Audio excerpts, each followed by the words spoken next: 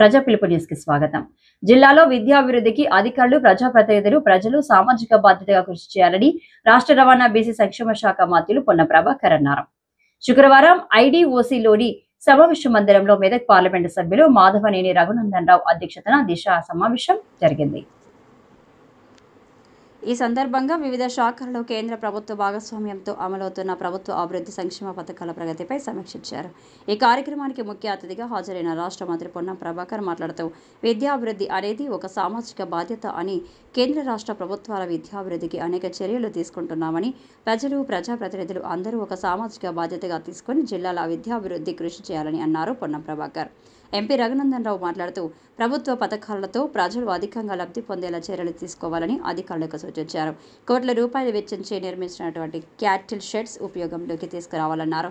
Mallanna Sagar affected village తుక్కాపూర్లో OHR నిర్మించి త్రాగునీటి సమస్యలు రాకుండా చూడాలని అన్నారు.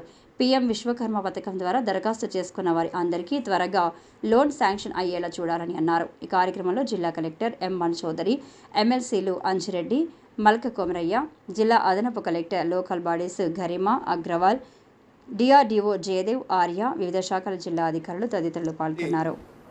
ఒక అవకాశంగా DO గారు దీన్ని తీసుకొని జూన్ 1 నుంచి హెడ్ మాస్టర్ గారు రూమ్లోనే డిపాజిట్ చేసే రీతి లోపల చూడాలనేది కమిటీ సభ్యుల నుంచి ఒక రాసి పంపించినారు. దీన్ని ఆచరణలో పెడితే కొంచెం బాగుంటుంది. తిరిగి చూసి మనకి ఎక్కడెక్కడైతే ఫిజిబిలిటీస్ ఉన్నాయో అక్కడ ప్లాన్ చేశాం సార్.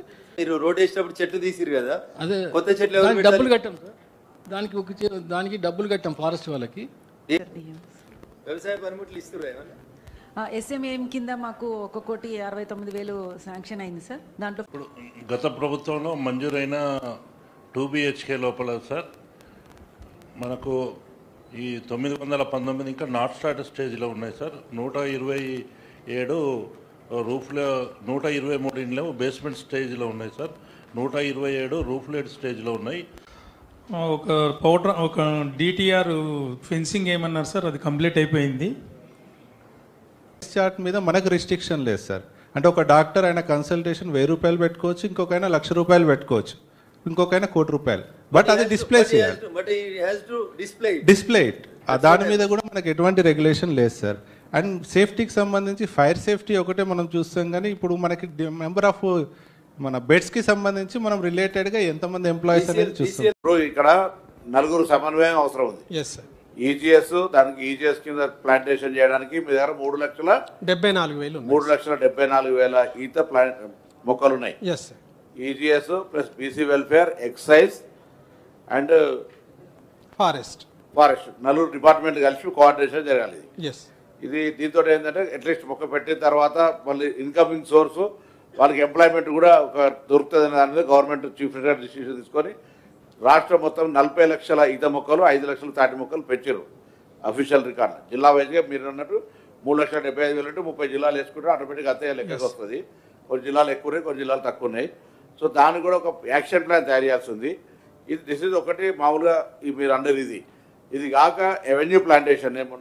నేను డిస్ట్రిక్ట్ ఆఫీసర్స్తో మాట్లాడేటప్పుడు ఎక్కడెక్కడైతే సింగిల్ రోడ్ ఉందో ఇక అది డబుల్ రోడ్ కాదనుకునేది, అవకాశం లేదనుకునేది ఉంటే దానికి డబుల్ రోడ్ అని ఉంటే కొంత ల్యాండ్ ఓనరు మిగతా వేటికి వంటి ఇస్తాడో చేయడం. కానీ వెనకటికి మా చిన్నప్పుడు కూడా మంచి మంచి చింత చెట్లు, వేప చెట్లు, పెద్ద పెద్ద అన్నీ ఉంటుండే, మామిడి చెట్లు అన్ని రకాలు ఉంటుండే.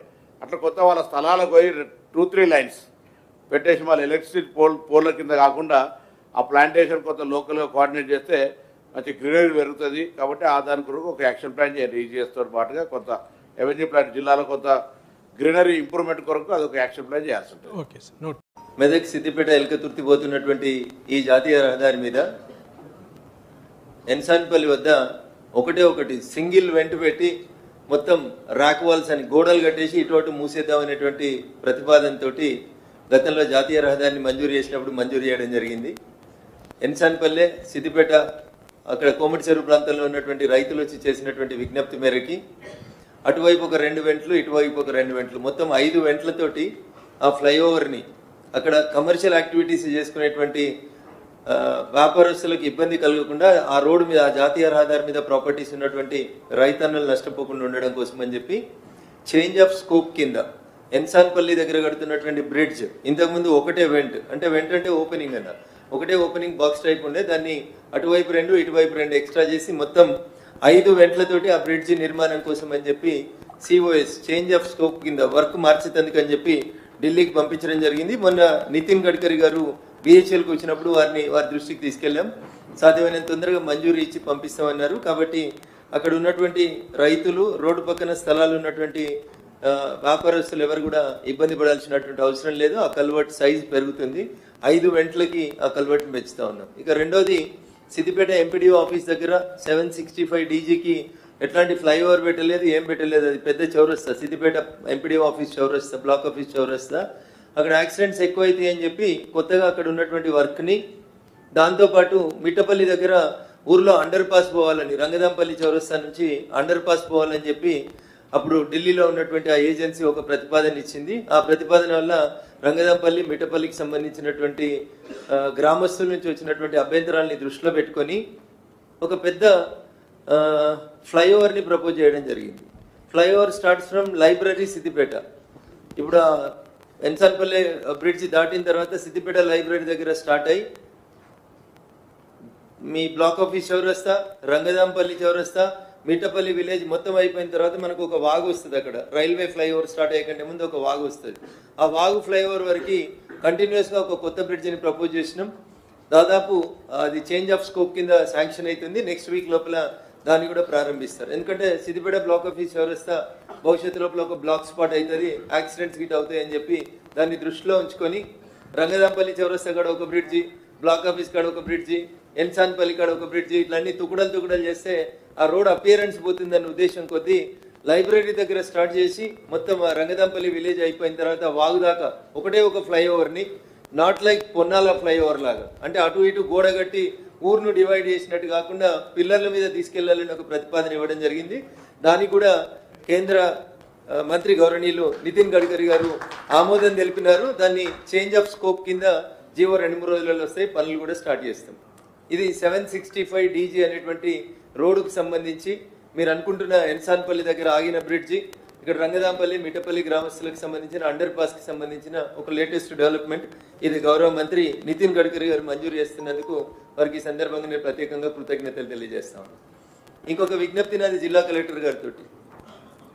ఒక national highway start from Suryapet నుంచి సిరిసిల్లకి ఒక కొత్త నేషనల్ హైవేని భారత ప్రభుత్వం పరిశీలించింది.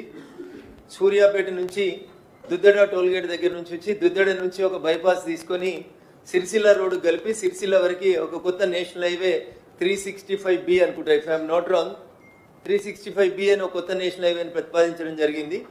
దీనికి సంబంధించి దుద్దడ టోల్గేట్ దగ్గర నుంచి మొదలుకుంటే అటు ఖమ్మంపల్లి, మరపడగా అట్లా వచ్చేటువంటి ఊర్లు బూరుపల్లి, పెద్దగుండవెల్లి, చిన్నగుండవెల్లి, ఇవి ఈ గ్రామాలకు సంబంధించినటువంటి రైతులు, పుల్లూరు, వీళ్ళందరూ ఇచ్చినటువంటి అభ్యంతరాలని దృష్టిలో పెట్టుకొని నేను ఎంపీగా గెలిచిన తర్వాత ఇదే కలెక్టర్ కార్యాలయంలో కలెక్టర్ గారు, మేము, ఆ కన్సల్టెంట్, మేమందరం కూర్చొని దాని మీద డిస్కషన్ చేసి దుద్దడ నుంచి రైట్ సైడ్ ఉన్నటువంటి గ్రామాలన్నీ కూడా ఇంతకుముందే మల్లన్న సాగర్ కోసం, ప్రాజెక్టు కోసం, మల్లన్న సాగర్ అయినాక 200 మీటర్స్ కాలువల కోసం, అదే రకంగా సిద్దిపేట రింగ్ రోడ్డు కోసం రకరకాలుగా ఆ ప్రాంతంలో ఉన్నటువంటి రైతన్నలు భూమిని కోల్పోయినారు. కాబట్టి మళ్ళొకసారి భూమి కోల్పోవడం వాళ్ళకి ఇష్టం లేని సందర్భం లోపల ఒక రిప్రజెంటేషన్ని సంబంధిత అండర్ సెక్రటరీ ఉమాశంకర్ గారికి, నేషనల్ హైవేస్ డిపార్ట్మెంట్ గారికి అందజేయడం జరిగింది.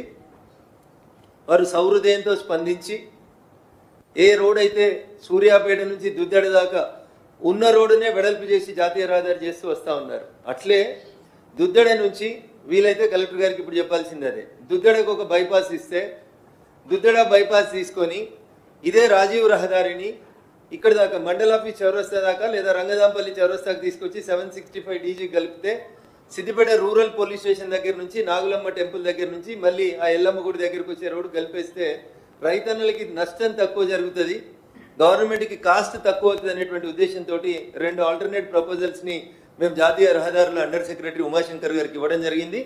అది వారు పరిశీలిస్తూ ఉన్నారు. అందుకని 365Bకి సంబంధించి రోడ్డు పనులు కొంచెం ఆలస్యం జరుగుతాయి. నా విజ్ఞప్తి కలెక్టర్ గారితో, నేషనల్ హైవే డిపార్ట్మెంట్, ఇంకా R&B అధికారులతోటి, దుద్దెడలో ఎక్కువ టర్నింగ్స్ ఎక్కువ ఉన్నాయి కాబట్టి నేషనల్ హైవే అయితే కొంచెం ఇబ్బంది అవుతుంది. కాబట్టి దుద్దెడకి ఎప్పటి నుంచో ఒక ప్రపోజల్ బైపాస్ అనుకుంటున్నారు. కాబట్టి దానికి సంబంధించినటువంటి ప్రతిపాదనలు ఏమైనా ఉంటే దుద్దెడ బైపాస్ ప్రతిపాదన పనులని వేగవంతం చేస్తే 365B దాన్ని కనెక్ట్ చేసి స్టేట్ గవర్నమెంట్ మీద ₹1 భారం కూడా పడకుండా ఆ బైపాస్ రోడ్ కంప్లీట్ అయితే ఏ రైతులైతే మరపడగా ఖమ్మంపల్లి, పొన్నాల, ఎన్సాన్పల్లి, బూరుపల్లి, చిన్నగుండవల్లి ఎవరైతే రైతులు పుల్లూరు ఇబ్బందులు పడతామని బాధపడ్డారో ఆ రైతులందరికీ కూడా ఉపశమనం కలుగుతుంది. టెంపరీగా సర్వే ఆగిందని చెప్పి ఈ సందర్భంగా నేను మీ ద్వారా ఈ నేషనల్ హైవే డిపార్ట్మెంట్ అధికారులకు కూడా తెలియజేయదలుచుకున్నాను. Thank you one and all. Collector గారు.